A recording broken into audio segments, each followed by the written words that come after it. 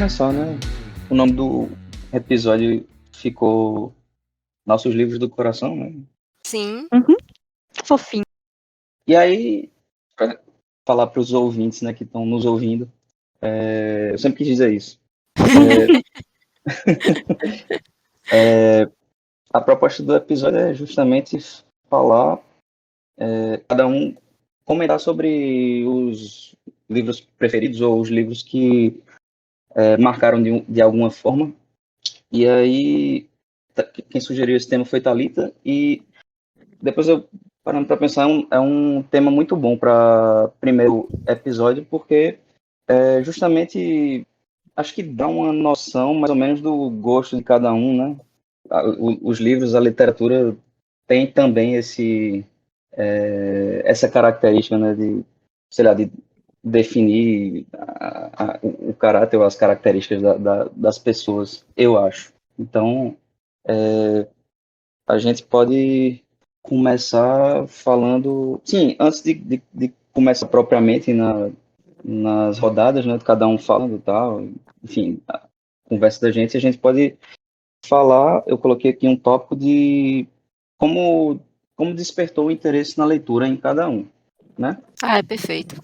Aí a gente faz uma rodada breve falando um pouco disso, aí depois a gente entra nos livros, Tá bem. propriamente. E aí, quem quer começar? Not me. Eu posso começar. Pronto, começa, Thalita. Então, eu nem sempre fui leitora, né?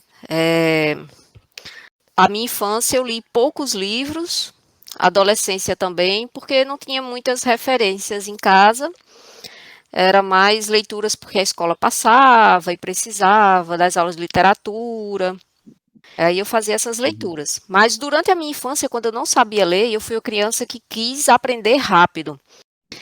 Minha avó morava no interior, no sítio, meus avós maternos, e ela ia até a escolinha que tinha no meio rural, pegar uns livros de literatura infantil emprestado, e ela lia para mim toda noite. Legal. Isso despertava muito a minha curiosidade, por isso que eu queria muito aprender a ler. Quando aprendi a ler, aí li aqueles livros infantis, né, da literatura clássica, que minha mãe tinha em casa, uma coleçãozinha. Branca de Neve, Cinderela. E depois o hábito foi diminuindo, né? Eu tinha preferências por jogos, então eu jogava bastante na rua, né, nos antigos playtimes. E a leitura foi ficando de lado. Retornou quando eu já estava no terceiro ano do ensino médio, a vontade de ler além do que era passado na escola. E aí, quando eu comecei o curso de História, essa vontade de ler só aumentou. E o interessante é que, como eu gostava e gosto muito de história, então aquela literatura que sempre tinha um pano de fundo, algum acontecimento histórico, ou essas literaturas clássicas que se passam, né, nos séculos passados, sempre despertou mais meu interesse. Sim, Aí, toda de lá para cá, contextualização. isso, de 2004 para cá, não consegui mais parar de ler, assim. A literatura, os livros, eles estão sempre no meu meio. Eu tenho a constante necessidade de ler, né? Me acalma e a gente cria esse mundo, né, imaginário dentro da literatura, para mim é muito interessante. Sim. Show. E é isso. Tá ótimo, né? Tá perfeito. E aí, Clara? Não vai você. Tá. Eu, eu acho que eu tive um pouco de sorte pelo período ali da minha infância, talvez já começando a entrar na pré-adolescência, que rolou. Como é a palavra? A Incentivo? febre. Não, a palavra é febre. A febre Sim. do Harry Potter, né? Das séries. Sim. Livros e tal. Sim. E aí eu lembro que era o filme e os livros, né? Ao mesmo tempo, assim, mais ou menos, né? Acho que o filme foi antes, talvez, não sei. O primeiro filme. Mas eu lembro de ter, tipo, a idade dele quando lançou o primeiro filme, sabe? E aí eu acho que Uhum. eu surfei um pouco nessa onda, né? Isso meio que despertou um interesse, né? Porque meio que tava todo mundo falando sobre isso, estava todo mundo lendo e discutindo. Então, Isso. eu acho que foi muito positivo para mim naquele momento. E o Harry Potter, assim, eu tenho uma relação de amor e ódio com a série, né? Não só pela autora, que é meio problemática hoje em dia, né? Ela É, tem as falas dela transfóbica e tal, mas é que, tipo, muita gente também pertenceu a esse meio, só que eu tenho a impressão que algumas pessoas parece que não saíram dele, sabe? Tipo, o pessoal Uhum. continuou falando só de Harry Potter, sabe? Não passou a, a ler outras coisas, talvez. Uhum. sim, Mas, enfim, para mim foi bem, foi bem positivo por conta disso. E aí eu lembro de ler Harry Potter e também ler o Desventuras em Série. Não sei se Hum, vocês conhecem. interessante. sim, Teve conheço. até série na Netflix recente, né? Uhum, isso. Não tão recente, né? Faz alguns anos. Mas também era uma série de livros que eu ficava na expectativa, né? Para quando lançasse o próximo e tal. E, enfim, discutia com alguns amigos que também liam. E, e era bem massa, assim, o Desventuras em Série era meio que um primeiro contato com uma coisa mais, não sei se adulta, mas tipo, uma perspectiva diferente, sabe? Não era exatamente otimista. O nome da série já denuncia, né? Que são desventuras em série, é quase que azar em série, né? E aí tinha essa coisa do autor dele ficar desincentivando você a ler os livros dele, sabe? Sim, No próprio livro ele ficava, não, você tem que largar esse livro. Esse livro não vai fazer bem para você e tal. Essa história não vai ter um final feliz. E isso acabou fazendo o efeito contrário, né? De você atiçar mais a curiosidade e tal. Então era bem Uhum. legal. E também os Esperto, personagens. o escritor. Oi? O autor esperto, então, né? Fazendo a psicologia É, reversa aí. o Lemony Snicket. Se eu não me engano, é até um nome fictício dele. Uhum. Mas é isso. E assim, os personagens do Desventuras em Série, eu acho que também formaram um pouco da minha personalidade na época, sabe? Sei lá, ter a, a, a própria irmã mais velha lá, a Violet, ela era mais inventiva, eu gostava de criar coisa. O Cloud era mais introspectivo, e aí ele gostava de ler e tal. Então, acho que Uhum. eu buscava, talvez, me espelhar um pouco nesses personagens. E Entendi. sim. aí, enfim, depois a gente vai discutindo aqui os próximos, é, os próximos tópicos. E aí, Clara, Sou eu. chegou a sua vez. Chegou. Minha mãe sempre me incentivou muito, sabe, a ler. E aí, no começo, quando eu era bem, bem criancinha, eu lia Gibi da Turma da Mônica, o clássico. Ah, sim. E também minha tia, a irmã da minha mãe, sempre me dava de presente livros infantis. E eu gostava muito, muito mesmo. Eu lia por vários por dia, assim. E aí eu lembro que um tipo de literatura que eu gostava também, quando eu fui ficando maiorzinha, assim, no fundamental, era tipo livros sobre cachorros, porque eu gostava muito de cachorros. E aí eram livros de gente grande, que tratavam de assuntos de gente adulta, só que tinha cachorro envolvido, aí eu gostava muito. Só que era meio esquisito, porque falava tipo coisas tipo de sexualidade, de política e tudo e tal, e eu com 10 anos lendo, sabe? Ah, entendi, tipo, só pelo fato de ter algum cachorro na história, aí tu se interessava. Isso, e comprava o livro. Ok. Aí, aí eu fui lendo esse tipo de as novels, né, que chama, essas de cachorro. E aí fui avançando para umas coisas mais sérias.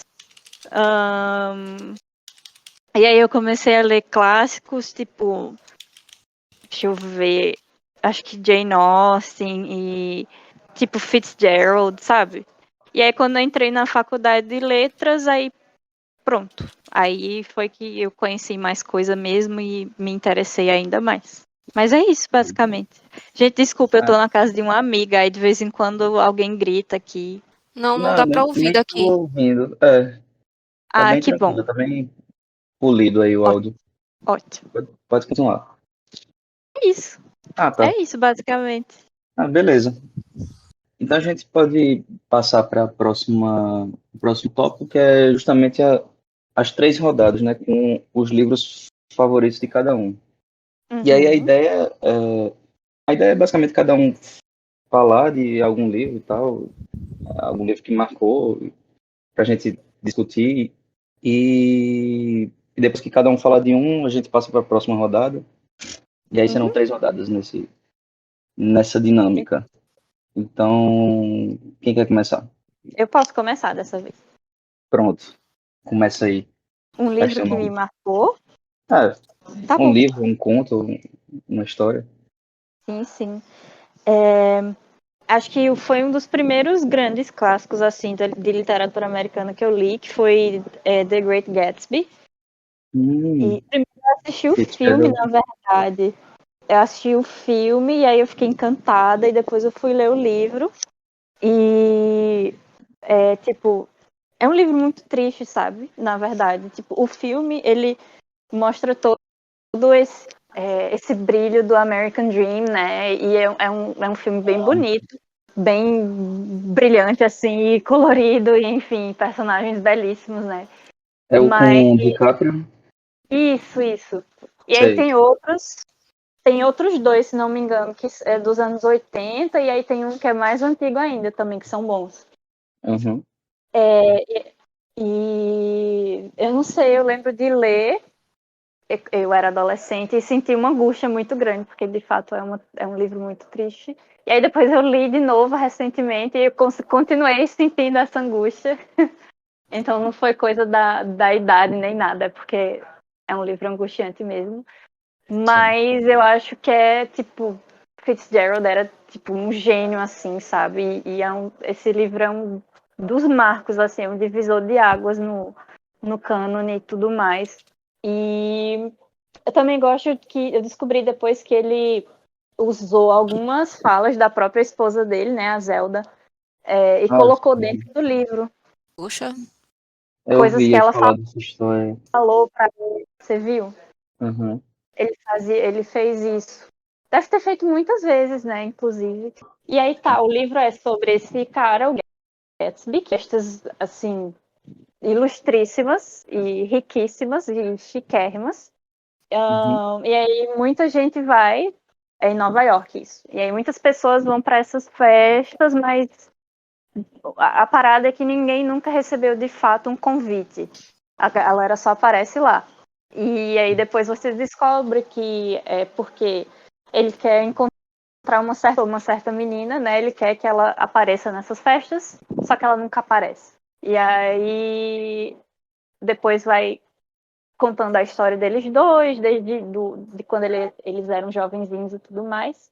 E é isso. Mas também é um livro que fala da sociedade americana na década de 20 também, como o povo estava super empolgado e Wall Street e tudo mais, e muito dinheiro e não sei o quê. E muita especulação, né?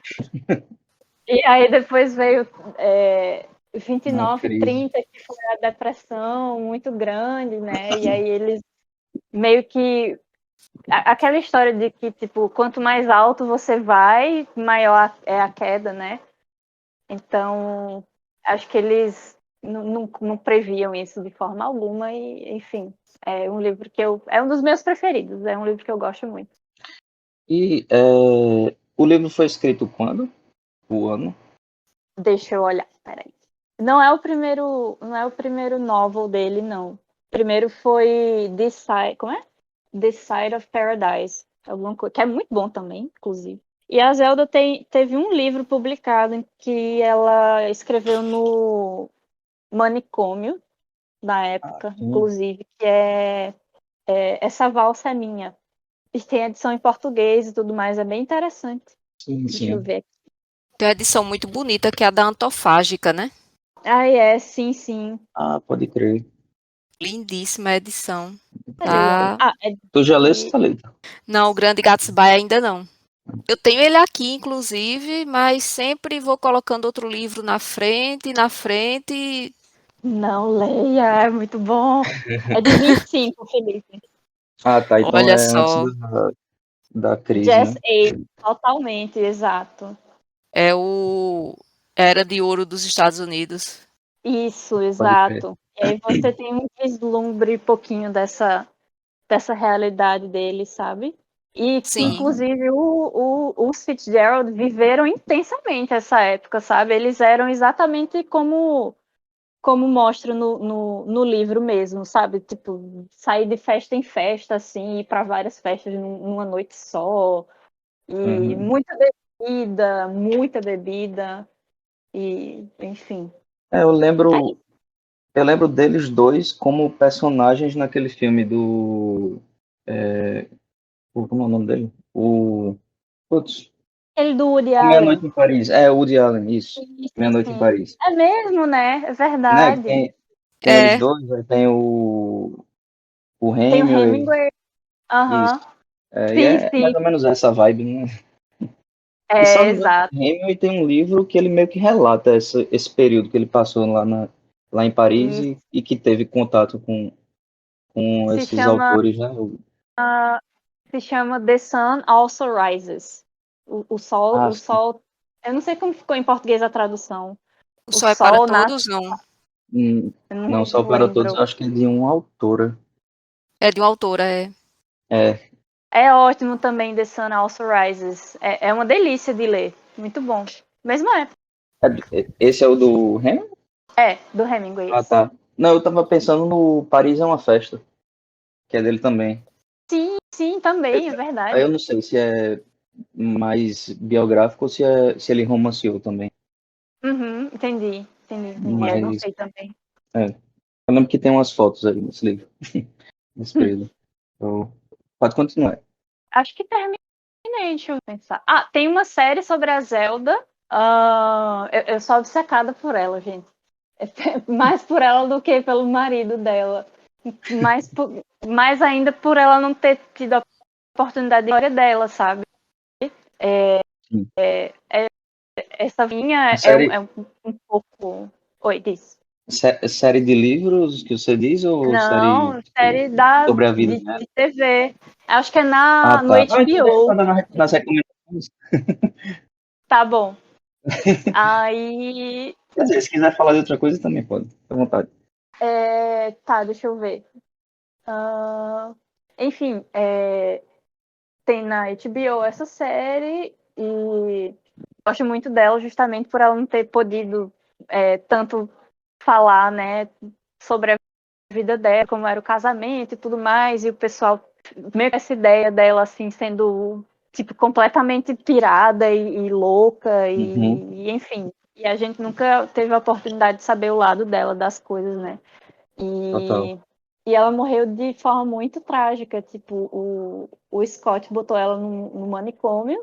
Ela era muito excessiva, sabe? Ela bebia bastante, enfim, ela era eu acho que devia ser bipolar, sabe? Ela tem umas fases de mania e tudo mais.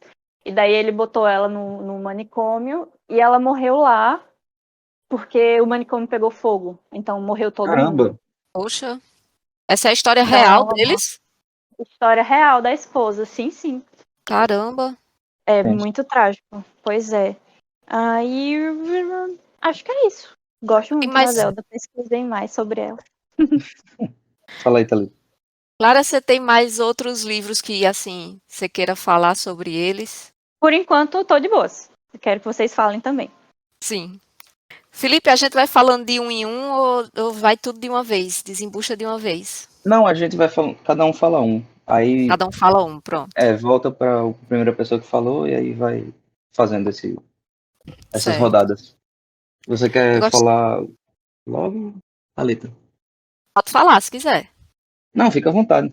Eu gostaria de dizer que eu propus o tema e depois eu fiquei arrependida, porque escolher 3 livros é terrível. Muito. É Pois é. muito ruim escolher 3 livros. Poxa vida.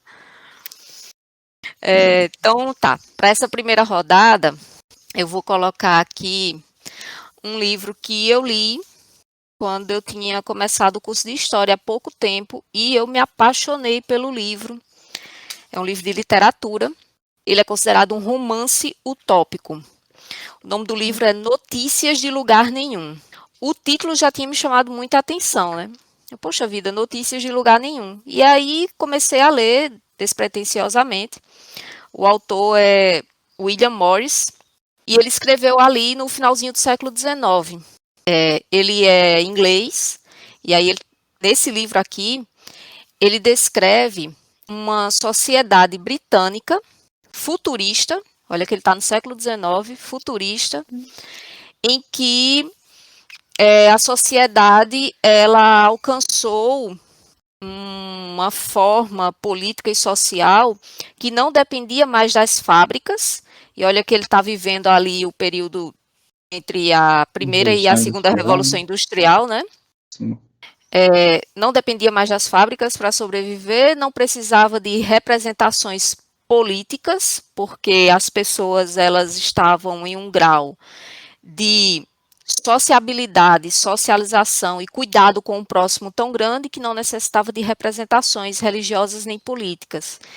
E ele também aborda aqui a questão ambiental, que não tem poluição ambiental. Os Caramba. rios estão limpos, as árvores no lugar delas, sem precisar de desmatar e tudo mais. E é interessante porque logo no início é uma personagem que vai fazer um piquenique à beira do rio muito sujo e tudo mais, e ela tira um cochilo. E quando ela tira esse cochilo que ela acorda nessa sociedade que ela estranha muito.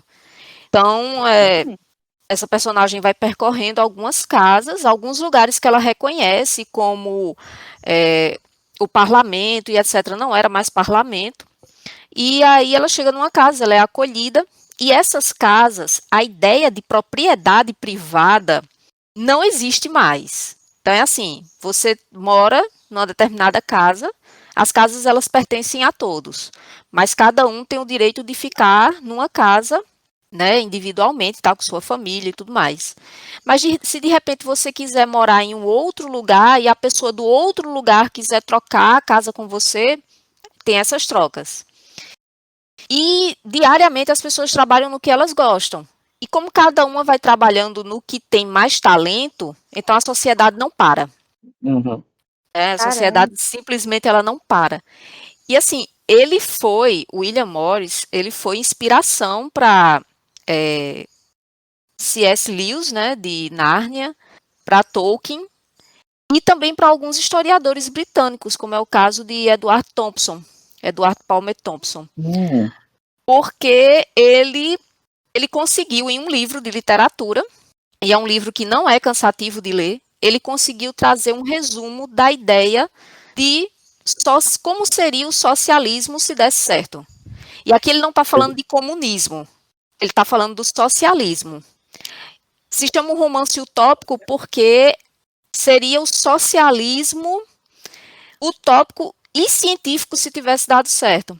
Então, é tanto que os moradores desse local falam um pouco para os personagens como é que foi esse período de transição, como é que tudo aconteceu, aqueles que não se acostumavam, o que é que aconteceu, né? Eles tiveram que ir para outro lugar e tudo mais, mas que aquele momento que eles estão, que é um futuro assim, ele coloca 1900 e lá para frente, que eu esqueci agora que ano é que ele coloca aqui nesse livro, a sociedade já ultrapassou tudo isso e está vivendo bem, está vivendo em paz, em harmonia, cada um em harmonia e harmonia com a natureza também e tudo.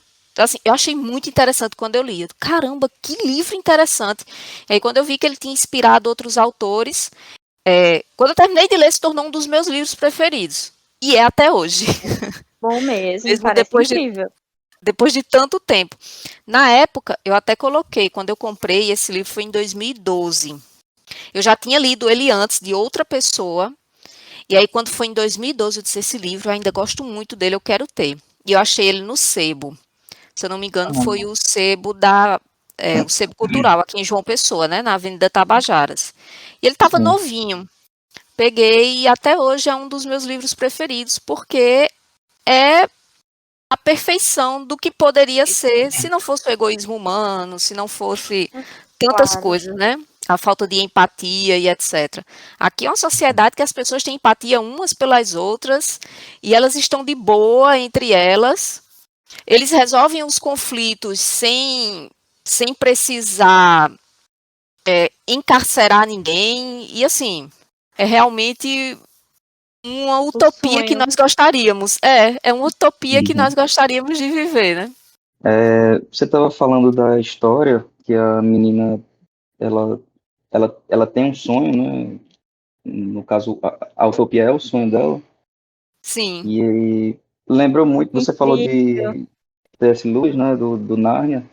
E lembrou muito Alice no País das Maravilhas. Essa coisa de ter um isso. sonho Uhum. e entrar em outra realidade e tal. Não sei se foi inspiração dele ou se Eu aconteceu alguma também coisa. não sei te dizer, porque eu li Alice, mas eu não li São quatro nada. quadrinhos, né? Eu não li muito Século sobre o XIX autor, ali. né? É, Uhum. mas que tem, parece um paralelo, né? Assim, entra nesse critério do tava ali em meio à natureza, tirou um cochilo e de repente acordou nesse mundo Total. totalmente diferente. E outra coisa que me lembrou, na medida que você ia falando, lembrou muito também a sinopse do Os Despossuídos, da Úrsula K. Le Guin, que era Uhum. inclusive um Sim, livro que eu estava querendo recomendar da gente fazer Vamos, algum com episódio sobre, né? certeza. boa. Que é mais ou menos a mesma ideia, assim, só que em vez de uma sociedade socialista, seria anarquista. Anarquista, E, sim. daí, no caso, seria em outro planeta. Tipo, não outro planeta, acho que seria na Lua, alguma coisa assim. Tipo, essa comunidade, ela se fixou na Lua e aí estruturou, né? Uma sociedade anarquista lá e tal, enfim. E aí pareceu um pouco assim com a premissa, pelo menos, né? É porque é interessante, Felipe. Aqui, em Notícias de Lugar Nenhum, ele traz um pouco do pensamento do socialismo científico, né, que é o de Karl Marx. E aí, Sim. no socialismo científico, esse final, assim, quando a sociedade ela realmente alcança o objetivo final, é meio que um anarquismo mesmo, porque não precisa de Aham. representações. Você não precisa de representantes políticos. As pessoas elas já alcançaram um nível de conscientização tão grande que elas não necessitam de representação. Ele tira Então, também da Karl Marx jogada fala o disso. Estado? Sim, agora, quando alcança já o último estágio. Então, Karl Sim. Marx ele divide em etapas, e a última etapa seria, ele não chama de anarquismo, mas é a premissa do anarquismo. Só que a diferença do Aham. anarquismo é que ele quer a ruptura naquele momento, né? Vamos fazer Imediata, a né? ruptura agora, imediata. E Sim. no socialismo científico, não. É a ideia da etapa para, no final, alcançar essa ideia. Que as pessoas já Sim. estão tão conscientes, elas já têm uma consciência de direitos, de empatia, de socializar e tudo mais, que elas não precisam de representatividade política, Uhum. nem de uma representação de poder. Sim, só me corrija se eu estiver errado, Thalita, mas a própria concepção do Marx não, não é exatamente antagônica ao capitalismo. Tipo, vai, vai ter que passar por uma etapa de transição, não é isso? Isso. Para Uhum. É, chegar a esse isso, estágio que se almeja e tal. isso. Aham.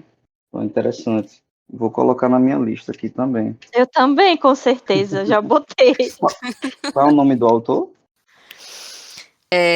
Esse que eu falei agora para vocês, Sim, William sim. Morris. Uhum. William A William Morris. Morris. William.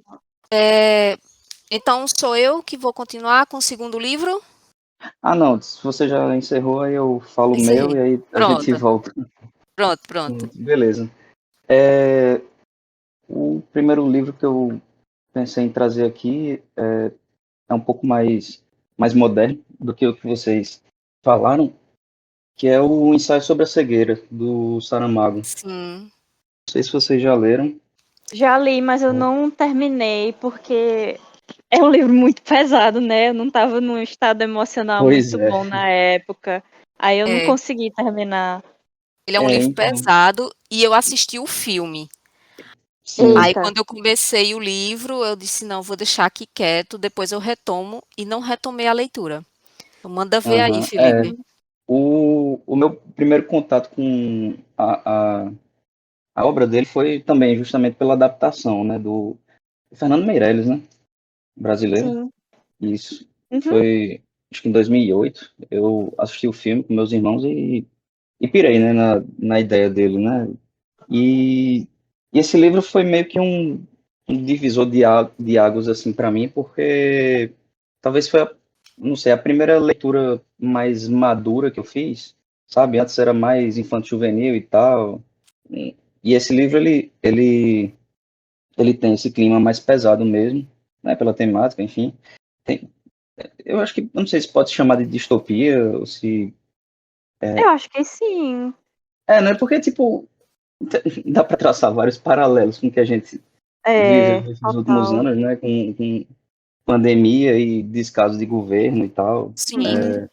Mas, falando sobre o livro, um belo dia, uma pessoa, ela deixou de enxergar do nada, né? Tipo, Uhum. acometeu sobre ela essa cegueira branca. Ele descreve, né, como se fosse, como se a pessoa enxergasse, entre aspas, só leitoso. E aí, essa doença é extremamente contagiosa. Esse paciente zero, ele foi pro médico, ele teve contato com outras pessoas na rua e tal, e todas essas pessoas acabaram pegando a doença. Só uma pessoa, ele também não explica muito porquê, mas só a esposa do médico, do oftalmologista que atendeu esse primeiro paciente, que não contraiu a doença. Mas aí o livro vai, tipo, num crescendo, assim, absurdo, né? Mostrando, tipo, todo o impacto que uma pandemia dessa natureza teria na sociedade, né? Eu acredito que seria que ele descreveu perfeitamente como a gente se comportaria. sim. Ele, se eu não me engano, o livro tem uma frase, ou eu vi isso em algum outro lugar falando desse filme, mas é uma ideia que passa o livro, que é que quando o ser humano ele está mais fragilizado, é quando ele é mais perigoso, né? Sim, Que é justamente Com isso, tipo, certeza. você fica totalmente desorientado, né? Ele usa muito da metáfora, né? Da cegueira e tal, mas é isso, é tipo, você fica cego de verdade e cego para sua consciência, né? Para razão, digamos assim. E é basicamente isso que trata esse livro, né? Tipo, também foi um dos primeiros livros que eu atentei para o papel das autoridades, né? Para o papel do governo. O, E o, retrata super bem. é, pois é. é, o, ele vai mostrando, né? Dia a dia, semana a semana, o que é que o governo está fazendo, o que é que está deixando de fazer, o que é que deveria fazer. E enquanto isso, a população vai ficando mais sem respostas, né? Enfim, vai sendo mais relegado à própria sorte. E é isso, um livro que eu acho fantástico. E Saramago é o cara. Leiam É. Saramago. Pois é. Eu tenho um colega, ele é lá de Brasília, que a pesquisa dele foi do doutorado, se não me engano, do mestrado e do doutorado da pós-graduação dele foi em Saramago. Ele é tipo Mas, especialista, assim. show. Velho, Saramago Boa. é outro nível, assim. Tipo, o cara, ele consegue conceber essas ideias e desenvolver magistralmente, eu acho. É um dos meus autores favoritos, por conta disso. Né? Uhum.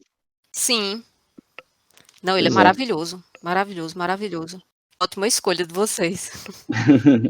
E aí, Clara, qual é a tua segunda indicação? Minha segunda indicação é um conto que eu li na universidade, apresentei um seminário sobre, que se chama The Yellow Wallpaper. Vocês já ouviram falar, o papel de parede amarelo? Sim, não eu é tenho ele estranho. aqui.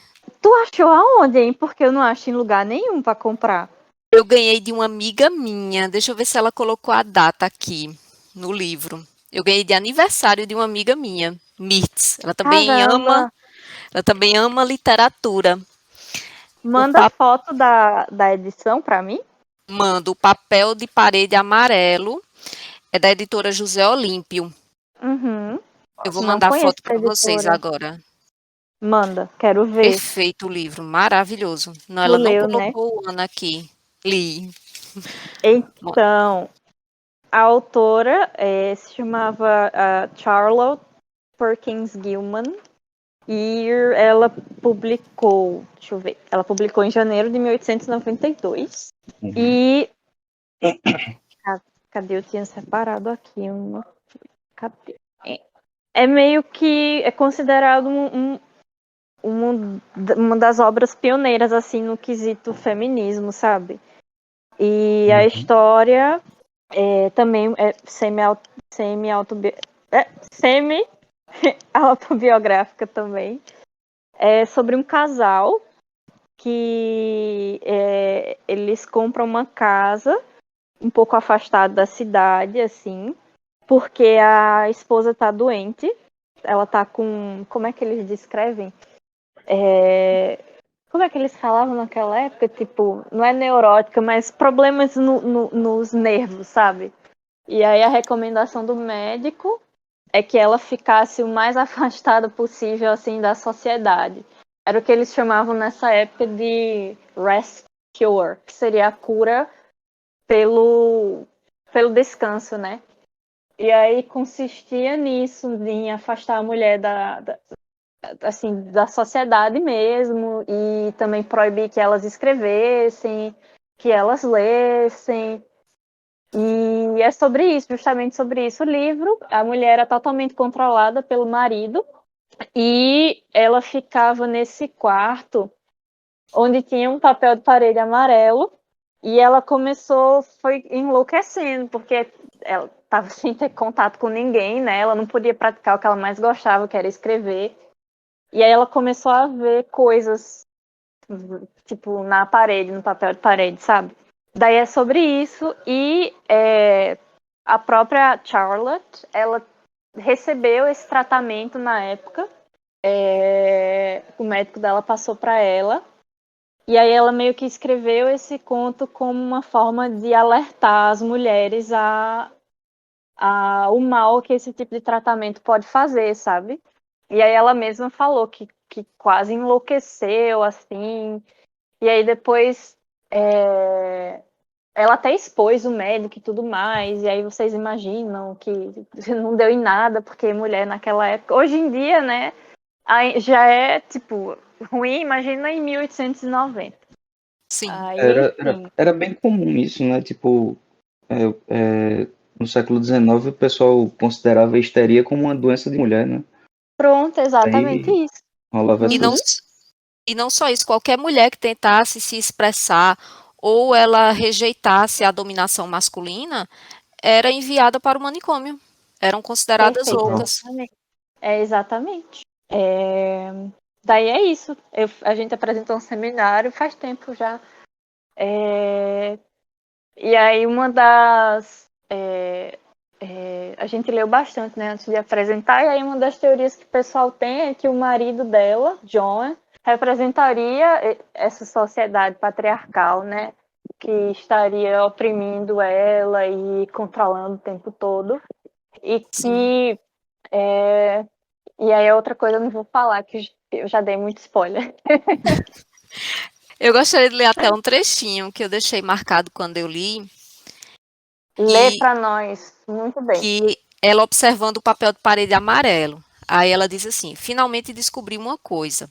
Depois de muitas noites observando, é a noite que o padrão mais se transforma, finalmente descobri. O padrão em primeiro plano de fato se move. E não é de surpreender. A mulher ao fundo o balança. Às vezes tem a impressão de que são muitas mulheres, às vezes apenas uma, e ela rasteja a toda velocidade, e seu rastejar faz com que tudo balance. Essa ideia de, Sensacional, né? né, uma mulher, mas várias mulheres, elas podem transformar. Isso, exato. E o final é maravilhoso, não é? Sim, Gosto muito. Aí esse é livro sensacional. tá meio que esgotado, vocês estavam falando aí? Difícil de achar? Não, eu acho Deixa eu difícil de ver. achar. Deixa eu ver se tem ele por aqui. Aqui na internet, né, minha gente? Uhum. Eu tô com um gato em cima da mesa e o meu teclado nas minhas pernas, porque eu não posso atrapalhar o Meu gato. Deus. Assim, Deixa eu ver se tem ele disponível aqui, se ele não tá esgotado. eu acho que tem. Tem ele na Amazon, Eu tô vendo na Amazon também. Tá bom o tem preço? tá 27,88. Hoje tá muito barato. Pois é. É É que eu tava curtinho, né? procurando em Cento e poucas páginas. sebo. Sim, sim, é bem curtinho. Ele é curtinho. Deixa eu ver. Em sebo tem também. Deixa eu ver se aparece aqui no. Sebo cultural. É. Acho que não vai estar tendo, não. Então Tô vamos vendo aqui ver na também. estante virtual, né? Ah, boa. Eu sempre deixo a estante virtual por último por causa do frete. É, sempre é alto. E teve uma vez que eu comprei um livro, foi na pandemia, pelo sebo aqui na estante virtual, e o envio estava gratuito. Eu achei aqui por R$ 17. Bom, Deixa eu ver o frete para nós. 17, o frete é R$ 8,90. Então tá ótimo. fica mais ou menos o preço da Depende do Amazon. estado, né? É. Isso, Verdade. Legal. Então essa faixa de preço está menos de R$ 30. ótimo. Obrigada. Eu não estava procurando nos lugares corretos. É porque a gente dá prioridade às livrarias físicas aqui, né? E É, assim, é exato. difícil encontrar. Talvez encontre na livraria do Luiz, que é aquela que tem uma no centro, Isso, e no abrir Tem que uma ter centro. agora no Reg, né? no Meg Shopping, é. Possa ser que É, encontre, que eles têm essa literatura, esse tipo de total. literatura por lá, né? Literatura. É, sim. É, Mas é isso sobre Legal. esse. perfeito. E E aí, aí, Felipe? Thalita? Agora é Qual é a... contigo. Foi os dois Agora ao comigo? mesmo tempo. Então vamos lá. A minha segunda indicação, que está entre um dos meus preferidos, também foi um dos livros que eu li. Foi o primeiro livro que eu li desse autor, inclusive. Eu não lembro qual foi o ano que eu li, porque não tem anotado aqui no livro. O nome do livro é De Pernas pro Ar, A Escola do Mundo ao Avesso, do escritor uruguaio Eduardo Galeano. Ah, Ih, sim. conheço. Uhum. Galeano das Veias Abertas da América Latina. Isso, Isso. exatamente. Foi o primeiro livro que eu li de Eduardo Galeano foi esse, não o As Veias Abertas para a América Latina. Esse livro, minha gente, é fenomenal. Assim, eu gosto de presentear os amigos com livros. Eu já procurei esse Eita. livro em vários lugares para presentear e eu não encontro, assim. Para mim é um É, dos ouros que eu eu tenho só na minha queria dizer que meu estante. aniversário tá chegando, viu? Felipe, se eu encontrar esse livro, eu só não dou o meu, mas se eu encontrar esse Ah, livro, você ganha. olha aí. Esse livro, ele é fenomenal, porque Eduardo Galeano, ele é um autor que ele traz os aspectos históricos, políticos da América Latina e transforma em literatura. E, assim, nesse livro aqui especificamente, ele traz de uma maneira muito irônica. Ele traz toda a problemática da América Latina em relação aos países mais desenvolvidos e tudo mais, as políticas, as ditaduras que tivemos, né, nos países aqui da América do Sul, e ele traz o impacto e depois ele vem com a ironia. Tem até um trechinho aqui que eu gostaria de compartilhar com vocês, que o livro inteiro ele traz uma história, né, baseado na questão econômica, histórica, política da América do Sul, e ele traz pequenos trechos, chamados pontos de vista nesse livro. E esse é o ponto de vista 4, é bem breve. Do ponto de vista do Oriente e do mundo, o dia no Ocidente é a noite. Na Índia, quem está de luto se veste de branco. Na Europa antiga, o negro, cor da terra fértil, era a cor da vida, e o branco, cor dos ossos, era a cor da morte. Segundo os velhos sábios da região colombiana do Chocó, Adão e Eva eram negros, e negros eram seus filhos Caim e Abel. Quando Caim matou seu irmão com uma bordoada, trovejaram as iras de Deus. Diante da fúria do Senhor, o assassino empalideceu de culpa e medo, e tanto empalideceu que branco se tornou até o fim de seus dias. Os brancos somos todos nós filhos de Caim. A outra versão, né, porque o preconceito racial religioso, ele começou justamente dizendo que as pessoas de cor eram as pessoas que receberam a ira de Deus, né? Por causa da história de Caim e Abel e tudo mais. E aqui ele traz o oposto.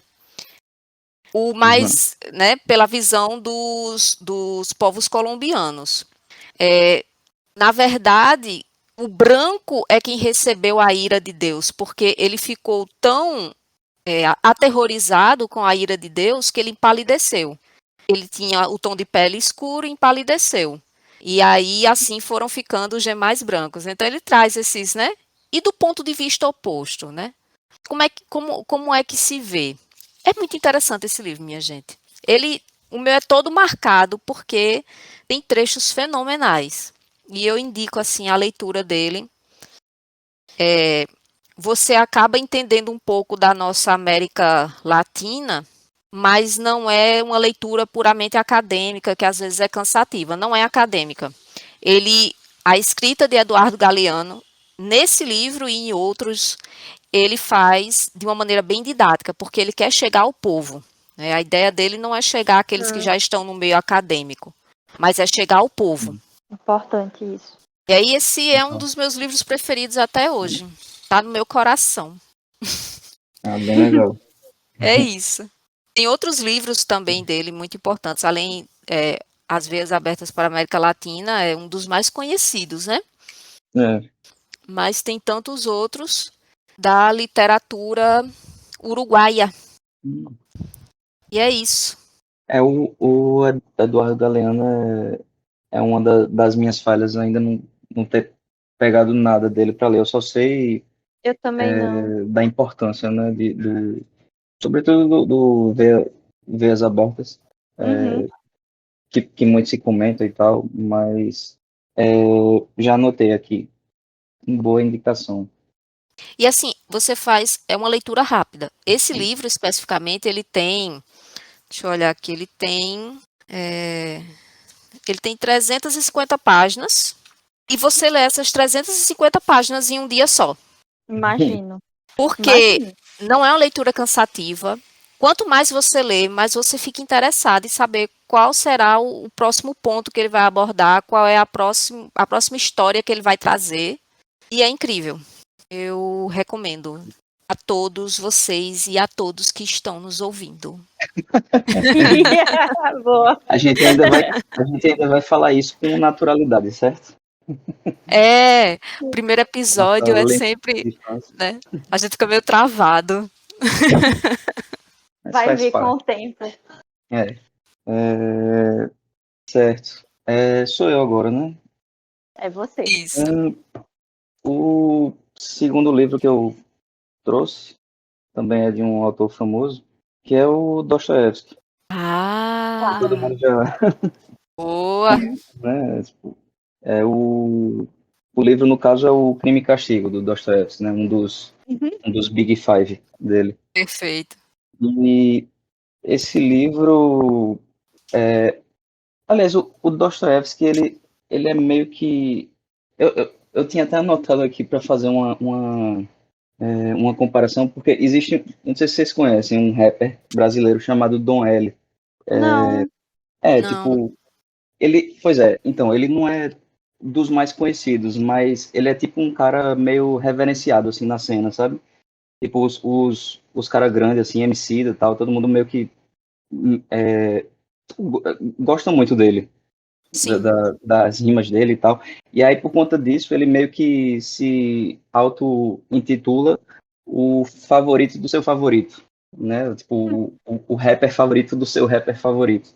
Uhum. E Boa. o Dostoiévski, ele tem meio que essa vibe, né? Tipo, uns caras gigantes, assim, responsável, né, pelo pensamento ocidental, também miravam Dostoiévski com essa reverência, né? Sei lá, o Freud, Nietzsche, esse pessoal. E aí, e não é por acaso isso, né? Tipo, o cara, ele era absurdo, assim, as coisas que ele escrevia, tipo, as construções de narrativa dele. E o Crime e Castigo, particularmente para mim, foi um dos melhores que eu li. Não foi o primeiro. Eu já tinha lido Os Irmãos Karamazov antes dele. Também gostei muito, mas, tipo, o Crime e Castigo, apesar de ser um livro grande, tem, deixa eu ver aqui, tem suas 580, por aí, Por aí. 580 poucas páginas. A leitura flui muito. Tipo, ele consegue lhe prender naquela história, né? Uhum. De uma forma, para mim, única, assim. Ele tá sem dúvida no meu top 5 de autores. E, Massa. e aí, do que é que trata a história, né? Tem uma premissa até simples, que é um estudante de direito, ou ex-estudante de direito, não lembro agora, que está meio que endividado.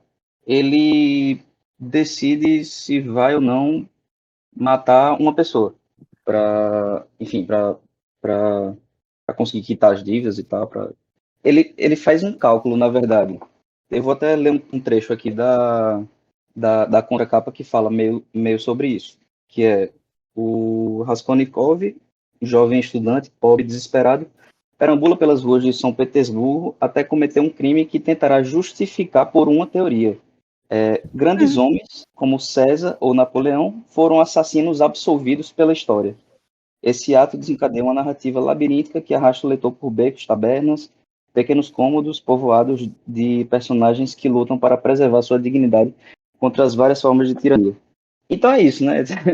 É tipo, ele, ele faz esse cálculo de tipo, um cálculo moral, né? O Dostoiévski, eu acho que ele é um cara tão importante assim para a literatura mundial, né?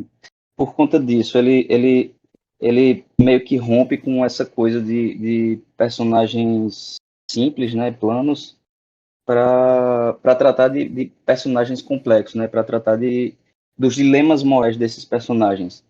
Isso. E aí ele coloca justamente esses personagens em situações limites, né, para, enfim, para ver como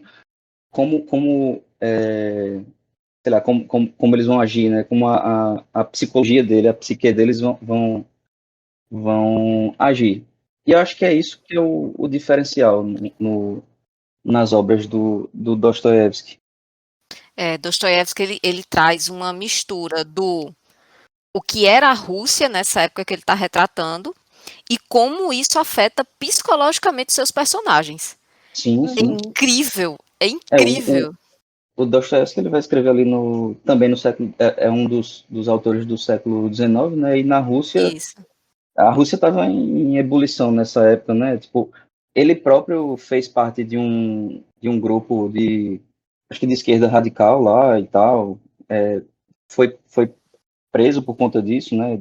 Quer dizer, ia ser assassinado por conta disso, mas aí o imperador resolveu mandar ele para a Sibéria, se não me engano. É o período Último czarista, segundo. né? No É. período czarista, antes da Revolução de Outubro e tal. E aí, o primeiro contato que eu tive com Dostoiévski, eu acho que não foi tão positivo, porque eu peguei um livro pequeno dele, que é O Jogador, pela Sim. Martine Claret. Eu não sei qual é a Eita. relação de vocês com a Martine Claret, mas para mim é intragável. Eu tenho preconceito com a Vou- Martin Claret. Olha, a gente falando Também. mal da editora aqui, hein? É, já vai perder Eu- o patrocínio, né? já vai perder o patrocínio. Não, mudaram. A editora mudou alguns tradutores e tudo mais. E tá com as edições muito bonitas. Eu não sei de conteúdo, mas Capa assim, dura e tal. capa dura e tudo mais. Agora, na época que a Martin Claret lançou as versões que todo mundo podia comprar, né, que eram mais acessíveis, tinha muitos erros ortográficos. A tradução era Uhum. péssima. Salvo engano, eles não traduziam direto, né, do russo, pelo menos os livros dos escritores russos. Era sempre uma Sim, tradução da tradução, geralmente do é. francês. E Quem faz aí a ficava, tradução direta perdia é a muito, editora né? 34. Sim, sim. E a Cossack A Nair minha edição é fazia dela. também. E a Kozak Kozak, fechou, né? pois é, É, gente, é difícil manter a editora, viu? Pois é. Mas perfeito. Crime e Castigo também é um dos meus preferidos. show. Temos que conversar mais sobre esse livro. E sobre Dostoiévski também. Sim. Tá faltando Clara, né? Não, é a Aí terceira rodada? Não, agora é a é. terceira. É, Já estamos na terceira. Agora sou eu. Agora sou eu? Isso. sim. Mete bronca.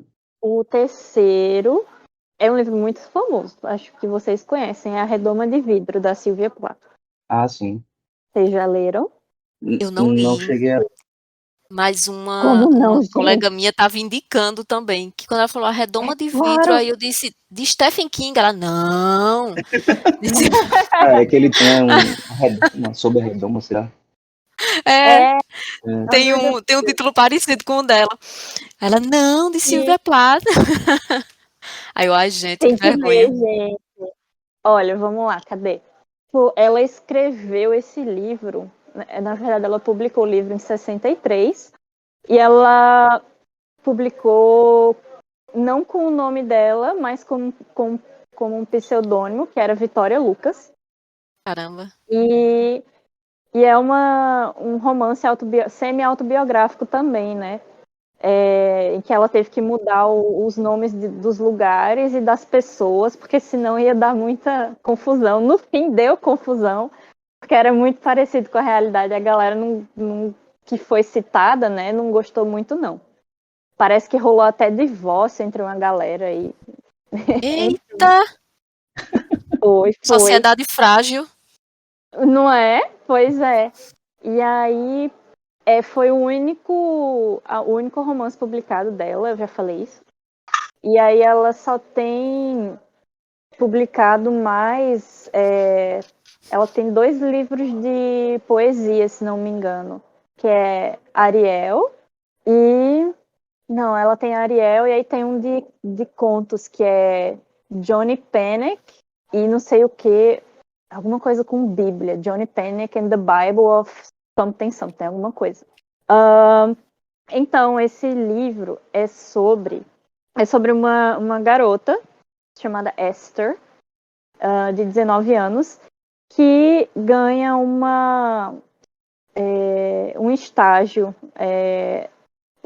em Nova York, numa revista. Ela era estudante de graduação, sabe? De inglês. Seria tipo letras aqui. Aí ela ganha esse estágio em Nova York.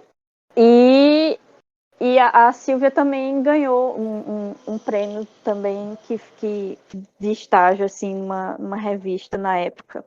E aí ela vai contando sobre essa experiência que ela teve, né, numa cidade grande. Ela era de uma cidade pequena, a personagem, né? E sobre as pessoas que ela conheceu e a sociedade de Nova York como era naquela época. Se passa na década de 50. E deixa eu ver o que mais eu posso falar. Sim, uma coisa importante mencionar é que a Silvia se suicidou um monte. Eu tô lendo aqui month em inglês. Um month. Um mês depois da publicação do livro. Caramba, sim. Porque ela justamente fala de depressão e tudo mais, né? Isso, exatamente. Acredita-se que a Silvia provavelmente tinha depressão ou transtorno bipolar, né? E aí a Poxa, história da Esther é muito parecida com a história da Silvia. Tipo, ela começa assim o livro muito bem, ela tá super animada com o estágio dela na entrevista e com essa vida de nova-iorquina, né, glamurosa e com muitos contatos e tudo mais. Mas aí você vai adentrando nesse mundo assim sombrio da personagem, adentrando na mente dela e na psique dela. E, tipo, ela tem muitas questões consigo mesma, assim, e também ela é muito afetada pelas pessoas que estão ao redor dela, pelos paqueras dela, pelos homens e pelas colegas também. É muito interessante, muito mesmo. Também é um clássico da literatura. Uhum. E, e eu gosto muito porque, não sei, acho que muita gente se identifica bastante, né, com não só pela parte de tipo de saúde mental, por exemplo, mas pela própria trajetória dela dentro do livro e tudo mais. E pelas essas dificuldades de jovenzinha, né? Ela tinha 19 anos só também, então você se muito identifica um jovem. pouco ali. É, exato. Tipo, muito sem conhecer o mundo de fato, né? E conhecendo pela primeira vez e como isso dá um choque na gente, né? Nessa idade. E aí eu acho que é muito fácil de se identificar. E é um livro que é muito marcante para mim, eu gosto muito. É, inclusive, pretendo fazer meu TCC sobre ela. E aí pegar para o mestrado também sobre ela, sobre a Silvia. Eu gosto muito. Ela foi casada com um cara também, assim, um dos maiores de todos, assim, do modernismo, que foi o Ted Hughes. E Hum, eles tiveram um casamento bem... O de sempre, né? Um casamento bem complicado. Mas aí depois ele publicou as coisas dela, eles estavam separados quando ela se suicidou, né? Mas aí depois ele publicou tudo dela. Ele deu uma pausa na carreira dele de escritor e foi publicar as coisas da Silvia, assim, passou anos publicando, sabe? Organizando e tudo mais. Aham. E é isso. Ele ficou como curador da obra dela? Sim, isso. E aí depois a filha deles. Ah, sim. caramba. Eu Entendi. acho que tem um filme, acho que eu já, meu professor me falou que tem um filme bem antigo, inclusive, eu nunca assisti, não sei nem se é bom. E é isso. Ok. Legal. Alita? Oi, sou eu? É. Então tá, lá vamos nós. Então, o terceiro, eu fiquei na dúvida qual eu iria trazer.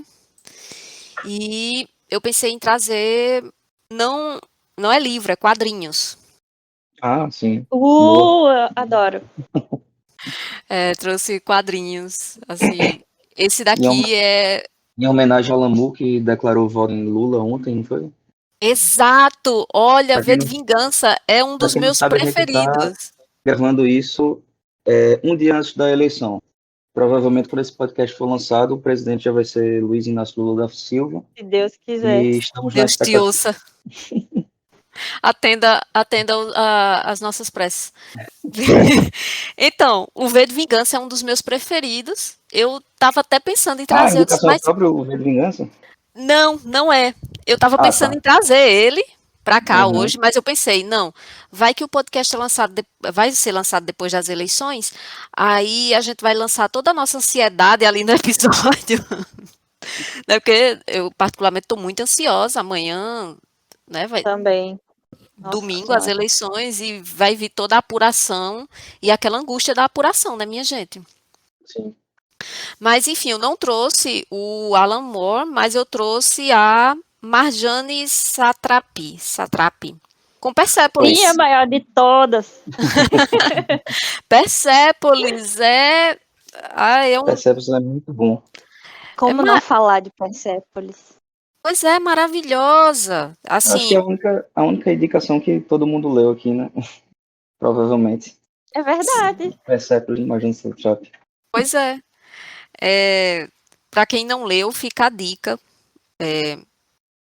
Os traços dela são maravilhosos e a história, porque ela traz uma história pessoal, mas ela aborda muito bem como é que foi a Revolução Iraniana, né? Em Sim. 1979. Então, como é que foi esse impacto da Revolução Iraniana e do fundamentalismo religioso no Irã? Antes eles lutavam por um Trazendo. governo. Não, é Pode só falar, Tânia. trazendo uma perspectiva feminina, né, de uma mulher. Muito Exatamente. importante. O ponto de vista dela, como Uhum. pessoa que morava no país, uma criança ainda, né, quando teve a Revolução, mas que teve um impacto profundo, porque como é que era antes o Irã, né? O Irã, apesar de ser uma monarquia antes da Revolução Iraniana, existia a questão dos direitos, né, predominavam dentro do Irã, apesar que era uma dinastia. Politicamente falando, era uma dinastia, mas a população tinha uma certa liberdade, no sentido de que as mulheres elas podiam dirigir, elas se formavam nas universidades e trabalhavam no que desejavam e tudo mais. Quando teve a Revolução Iraniana, que aí entrou o fundamentalismo religioso muçulmano, né? Aí teve uma transformação radical e do dia para a noite, porque no ambiente escolar as meninas deveriam sentar no fundão da sala e os meninos na frente. As Nossa, velho. professoras mulheres deixaram de ser professoras, elas não podiam mais desempenhar o papel de professoras, só homens. E eles davam Uhum. aula apenas para os meninos. Então, se as meninas lá Ah, atrás tinham alguma dúvida, elas tinham que passar silenciosamente até o menino mais próximo, passar a dúvida para ele e ele perguntar ao professor como é que era. Então, assim, um negócio extremamente limitado. E as mulheres foram proibidas, naquele momento, de frequentar as universidades, de dirigir um carro, né, Uhum. de desempenhar algum trabalho remunerado fora de casa. Então, assim, direitos básicos. os direitos básicos foram cortados e para as Uhum. mulheres foram terríveis, assim, foi uma situação terrível. E a família de Marjane era uma família socialista na época. Assim, Então, Sim. também sofreram o impacto da perseguição, né? Porque depois que eu, assumiu o fundamentalismo religioso, começou a perseguir esses grupos. Você fala, eu ia até, Felipe?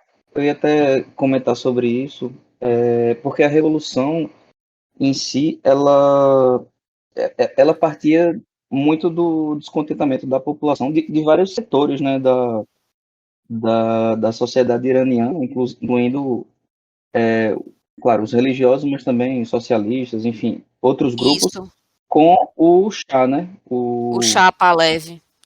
o Reza Pahlavi, né, É, que, se não me engano, ele foi meio que colocado no poder pelo governo dos Estados Unidos, não é isso? Foi, isso. sim. Ele atendia Pronto. bastante os interesses dos Estados Unidos, principalmente na questão do petróleo, né? Sim, sim. E Então, aí, o descontentamento era geral. e esse descontentamento também tinha um pouco a ver com a ocidentalização que ele estava promovendo, né, do Irã, Uhum. Sim, por conta dessa proximidade, justamente. Então, é bem interessante esse período. Eu estou até com o livrinho daquela coleção da editora Unesp, das revoluções do século XX. Eu estou sim. com o livrinho da Revolução Iraniana Que para ler. massa, velho. É, Vou querer emprestado depois. É muito boa essa coleção. vou dar. E aí, Felipe tocou num ponto interessante, porque além das mulheres terem perdido os direitos, tudo que fizesse referência à cultura ocidental também foi proibido. Uhum. Então, era proibido escutar músicas que vinham do Ocidente, vestimentas que lembrassem as Jeans. vestimentas do Ocidente. Então, É. essa proibição geral foi o que parou. E recentemente as mulheres no Irã estão em movimento, né? Não sei se vocês É, viram nos exato. jornais. Vi sim. As mais jovens, elas estão se rebelando pelo fim do véu, que o véu foi implantado nessa Revolução Iraniana de 1979. Então, hoje elas estão lutando pelo fim do véu, pelos direitos das mulheres poder exercer sua profissão, né, ter um ensino completo, quer dizer, coisas básicas para a gente. E para elas lá está sendo uma luta. Sim, E a véi. Marjane já traz isso, né, nesses quadrinhos, que depois virou filme. Eu não sei se vocês viram. Eu vi. Não, eu só soube. Se eu não me engano, concorreu a Oscar, né? Melhor animação. Melhor Animação. Da época. Exatamente. Teve a direção, né? Teve a participação também da Marjane. E é perfeito. Assim, é um resumo do quadrinho, né? O quadrinho ele é mais completo, mas o filme é um resumo e é tão bom quanto. É lindo, Uhum. sim. E é Show. isso. Aí eu poderia trazer Boa tantos, indicação. aí falou do Alan Moore, né, que deixou uma carta aberta aí para nós brasileiros. Minha gente, vote direito, pelo amor de Deus. Não vão Sim. votar na permanência deste inferno que nós estamos. Pois é, vamos nos livrar, pelo amor de Deus. Aí eu iria trazer também o Fahrenheit 451, mas a gente fala dele depois. Bom livro também. É maravilhoso. E Haverão tem. muitos podcasts para a gente discutir esses outros livros também. Pois é, pra gente colocar. É. E é isso. Vai lá, Felipe. Certo. A minha última indicação é de um autor americano. Veja você, né? A pessoa que odeia a política externa norte-americana e ama alguns autores estadunidenses. E Ah, tem eu a sou assim. hipocrisia. Ai, tem ótimos. Tem sim. E é o Philip Roth. Não sei se vocês conhecem. O que ele Talvez. escreveu? Ele escreveu o livro que eu trouxe é o Pastoral Americano, que é dele. Conheço não. Aí fora esse, ele escreveu o Complexo de Portnoy, escreveu Casei com um Comunista, que vai Conheço. retratar ali do período do macartismo, né? Sim. Uhum. E, dentre outros. Inclusive, tem um que eu queria falar com vocês para a gente fazer, que eu achei fácil, o e-book, que é o Complô contra a América. Aham. Sim. Esse Gostei livro é do bem nome. massa. É tipo uma... É uma história alternativa, sabe? Ele vai retratar ali o período da ascensão do nazismo na Alemanha e tal. E aí nos Estados Unidos, ao invés do FDR, né, o Franklin Delano Roosevelt, ter ganho, se não me engano, a segunda ou a terceira eleição dele, não lembro, que foi o presidente americano que, enfim, estava no poder, né, quando os Estados Unidos entraram na guerra e tal. Uhum. Ao invés do FDR ter ganhado as eleições, quem ganhou foi um simpatizante do nazismo. Uhum. Um cara que existiu de verdade e tal, que era meio queridinho assim, aviador e tal. E aí ele vai mostrar o impacto dessa eleição na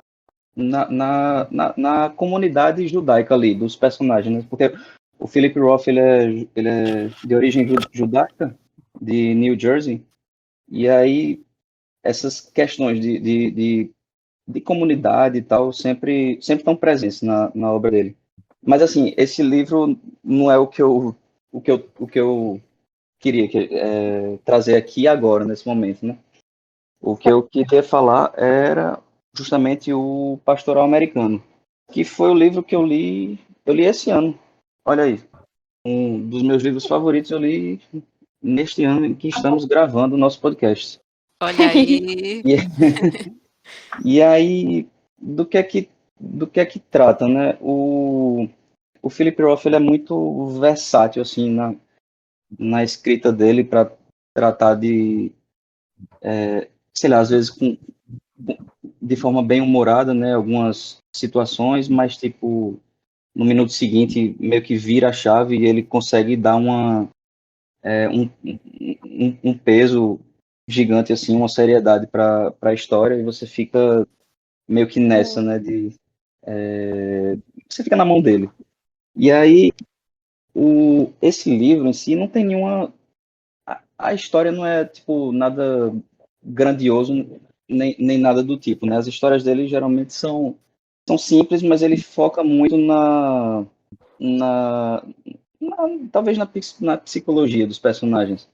Eu acho que ele é mais desse estilo, né? Do Dostoiévski. E aí o Pastor Americano é tipo assim, o Philip Roth ele tem um personagem que é meio que recorrente em alguns livros dele, que funciona meio que como um alter ego dele nas obras, que é o Nathan Zuckerman. E aí, tipo, esse personagem, ele não necessariamente é o personagem principal, né? A história não vai ser centrada nele. E é o caso do Pastor Americano. O Zuckerman, ele é amigo do irmão do protagonista. Sim. E aí, o protagonista vai ser apelidado de Sueco, o Sueco.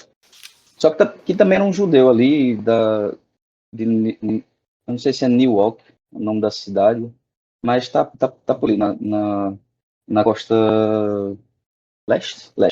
E aí, é o que acontece. Esse cara, ele, tipo, sempre teve uma vida regrada, sempre, sei lá, sempre fez sucesso, assim, por onde ele passava. Ele era esportista, ele teve bons empregos e tal. E aí, o interessante é que ele vai meio que acompanhando a história dele, né, por conta dessa proximidade com o irmão do cara e tal. Ele vai meio que sabendo o que estava acontecendo com a vida dele ao longo dos anos. E aí ele chega num ponto na história, eu não sei se eu acho que não é tanto o spoiler assim, porque não é muito o foco da literatura do Philip Roth, esse tipo de coisa. Ele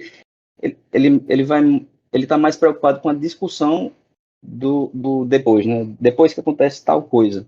E Sim. aí, o que acontece? A filha dele, do sueco, lá na frente, isso nos anos 60, tá? Final dos anos 60. Ela meio que despreza o pai, sabe? Tá ali no contexto da Guerra do Vietnã e ela meio que se radicalizou. E meio que fica cobrando uma postura incisiva do pai em relação aos contatos dele sei lá, na indústria lá, se não me engano, ele trabalha numa indústria têxtil, alguma coisa assim. Não, de luvas, isso. E, e aí, assim, ela despreza ele, ela fica falando mal dele, ele tipo, não, eu não, o que é que eu fiz para isso? Eu me oponho a essa política do governo, enfim. E aí o que acontece? O ápice do livro é quando essa filha dele, ela confecciona uma bomba e coloca no correio. E aí a bomba explode e mata uma pessoa. E aí ela fica foragida e tal. E a vida do sueco meio que vira de ponta cabeça. E assim, o ponto alto do livro, para mim, é num momento em que o irmão dele dá um esporro nele, falando como se o problema do sueco é que ele tinha essa concepção de que, como se o universo devesse alguma coisa a ele, sabe? Tipo, pelo fato dele ter essa vida regrada e tal, o pastoral americano é falando meio que sobre isso, sabe? Do estilo de vida americano e tal. Do American Fazer Way of Life. tem um pouco disso. Do E Destino aí, Manifesto, né? sim, sim, sim, sem dúvida. E aí, assim, essa coisa de, tipo, o problema dele é achar que a vida deveria ser previsível, sabe? E enquanto que a vida, ela não tem um sentido. Ela simplesmente acontece. Você pode planejar a sua vida, mas a vida meio que às vezes tem outros planos. Então, essa discussão me pegou muito, sabe? É uma coisa meio sartreana, né? Existencialismo e tal. De achar que a vida não tem um propósito pré-definido e tal. E, e eu, assim, à medida que eu li o livro, eu tava com isso na cabeça, né? Achando que esse cara, ele realmente tinha esse problema, sabe? De, de ter esse pensamento. De que, não, eu tô fazendo minhas coisas certinho aqui e tal. Eu não sei por que minha filha me odeia. Ele tende a simplificar tudo, quando na verdade a vida é complexa, é extremamente complexa. E você simplificar demais as coisas, às vezes, não é um caminho adequado, sabe? Então, eu fiquei bem impactado por essa leitura e é, sem dúvida, dos livros que eu mais gostei mesmo. O Philip Roth é também, né, um dos meus autores favoritos, é um dos caras que eu mais li coisas até hoje. Então, fica aí Sim. a Sério? recomendação. Que tu É, mais leu até hoje? de autor, assim, tipo, Dostoiévski, Saramago e Philip Roth, eu acho que nessa ordem. Entendi. Pois é. Boa. Então, chegamos às É isso, três, falamos muito. às três rodadas aí de cada um. Boas recomendações, anotei todas. Vou atrás também. E a gente podia passar para a parte de recomendações. Vocês têm alguma recomendação? Alguma dica, alguma Muito. recomendação de filme, série, livro? Então, daí, Mas não é bom a gente Clara, fazer outro episódio, não? como assim? Só para recomendar? Muitas coisas. Ah, mas a gente pode fazer, tipo, falar algumas, né? Agora. E depois Tipo, fazer algo mais sério. às vezes só um, assim, umazinha de cada para que tenha ou não a Ah, ver com o episódio. Alguma dica aí para os ouvintes? é. Eita, Bem, eu caí e isso. voltei agora. Meu gato fechou aqui tudo. Meu Deus. Ele subiu aqui no teclado e sambou. Oh, meu Deus. Voltei. Ok. Não, eu estava falando que a gente está na parte das recomendações agora. Sim. E aí vai, Clara, diz aí alguma coisa. O que é que tu anda lendo ou assistindo, ou, enfim. Vou ver. Pior que eu não lembro. Me perguntaram isso hoje. Tipo, qual foi a última coisa que você assistiu e eu não lembro. Eu vou. Eu vou recomendar um canal que é o canal Curta On, que eu acho que tem na TV fechada, mas eles também têm na internet, é tipo um stream de documentários. E esse mês eles estão com tipo 30 dias, dando 30 dias de graça. E aí tem tipo documentários incríveis lá, muito bons. O último que eu assisti foi sobre a censura na época da ditadura aqui no Brasil, em relação à música, sabe? Uhum. Então, Sim. tem muitos documentários assim. E aproveitem os 30 dias de graça. Tem muita coisa boa. Show. E aí, Thalita? Tem alguma coisa aí? Uma indicação pode ser filme, pode ser série, né? Pode ser o que você quiser.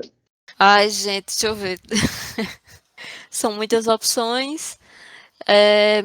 Recentemente eu estava assistindo algumas séries de suspense. Eu gosto também de suspense, gosto de fantasia, E uma série de suspense que eu achei interessante, é baseada em fatos reais, mas tem aquelas modificadas, né, de ficção também.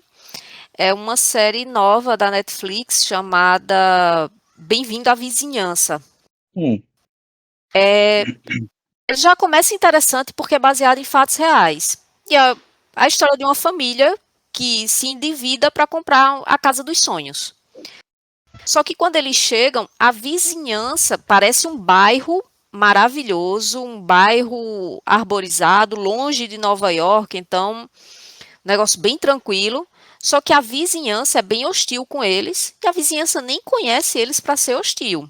E começa a acontecer umas coisas estranhas dentro de casa, como por exemplo, tem um vizinho que ele tem uns problemas cognitivos e tudo mais. E como eles compraram, a Casa dos Sonhos é uma casa antiga, foi construída em 1920 mais ou menos, e tem umas coisas assim que não tem hoje em dia, como por exemplo, um elevador para comida. E aí de repente eles escutam um barulho quando olha o vizinho dentro de do elevador deles para comida. E eles ficam revoltados, que não quer ninguém invadindo a casa deles e tudo mais, e colocam sistemas de segurança e tudo. Depois começam a fazer uma reforma na casa e descobrem que a casa tem um túnel. Então, assim, a casa dos sonhos virou para eles um inferno. Eu acho E para quem está esperando um final, não chega a ter um final, porque o caso real nem chegou a ser desvendado. A casa está lá até hoje, com outros moradores e a polícia não sabe quem é que fica tentando assustar, entendeu? Aham. Mas é bem interessante, por se tratar de um suspense. Por mais que eu tenha falado, eu não falei tudo. Assim, tem muitas coisas, motivações e etc. E para quem gosta de suspense, é uma boa dica. Agora, não tem final. Eita. Em inglês é The Watcher, né? É o Eu ouvi observador. falar bem É, dessa série. isso, exatamente, o observador. Porque além de tudo isso, dentro de casa, eles ficam recebendo cartas anônimas de uma pessoa que diz que é a terceira geração de pessoa que observa a casa. E eles começam a ficar perturbados com a carta, com o vizinho entrando, com o vizinho Claro, né? vigiando, com a polícia que não ajuda. E é isso. A gente se Exato. prende, tem vontade de assistir de uma vez. Legal. Tem mais alguma coisa? Não, a dica que eu deixo é essa. Show. A minha dica é um filme que eu comecei a ver ontem e ainda não terminei. Mas já está sendo bem falado aí, tá? Chegou a aparecer em premiação internacional e tal, que é o Argentina 1985. Você já Caramba, eu já ouviu vi falar desse? a É propaganda 85. desse filme, acho que é ainda a ditadura argentina. Pois é com o Ricardo Darín, né, Sim, o ator famoso lá da Argentina e tal. E esse filme trata justamente disso, né, do processo dos dirigentes ali da ditadura argentina, né, eu não sei se no período de transição ou se já se já estava no já tinha acontecido a virada, né, para a democracia na Argentina. Não sei se é sim. parecido com aqui no Eu acho que a Brasil. ditadura da Argentina terminou depois da nossa, Ah, foi? aqui no Brasil. Posso estar enganada, porque Aham. lá teve uns três golpes militares, né? Sim, sim. Pois é, e aí a história é essa, é tipo, focada no promotor, no cara que vai, de fato, acusar essas pessoas aí responsáveis por tantos crimes, né, contra a própria população e tal. E a coragem, né, dele, dos juízes, em fazer isso, né, num período que ainda não estava muito, que a democracia não estava tão bem estabelecida ainda. E é mostrando o drama dele, né, da família dele, né, que, enfim, sofrendo ameaça, ligação por telefone, essas coisas. É bem interessante, né? Seria muito muito bom, seria também muito interessante se o Brasil tivesse tomado o mesmo rumo Sim, que alguns desses outros países latino-americanos, né? Tivessem confrontado esse passado nefasto isso. dessas ditaduras aí. Essa ideia de tentar apagar a memória do nosso passado ditatorial, isso é péssimo. Não é para Sim, apagar a memória, é para deixar ativa, para que a população mais nova e a população mais velha também perceba que aquilo ali não era um bom período. Ali foi um péssimo período para a nossa história, mas que os militares têm muito medo da exposição, pois aí, né? e, Já a e Argentina tratou diferente, Chile, Paraguai, todos eles tiveram formas de punição para os agentes desse período, né? pois é.